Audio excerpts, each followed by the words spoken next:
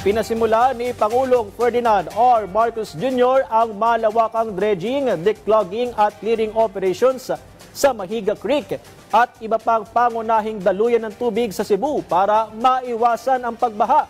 Sakop ng operasyon sa ilalim ng Oplan kontra baha ang 161 kilometers ng waterways at mahigit 200 kilometro ng drainage system sa Cebu City, Mandaue, Talisay, Consolacion at Liloan.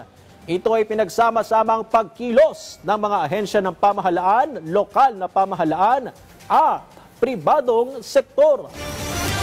Pagkatapos malinis ito, hindi lamang ganito yung project, meron tayong gagawin na tinatawag na Sabo Dam. Ang Sabo Dam, yung maliliit na dam na mula sa bundok pa nagsisimula at kinokontrol yung takbo ng tubig.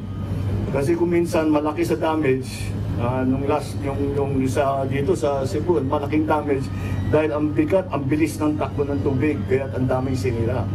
Ngayon, paglalagay tayo ng Sabo Dam, yung Sabo Dam ay hindi dam yan na mangungulekta ng tubig.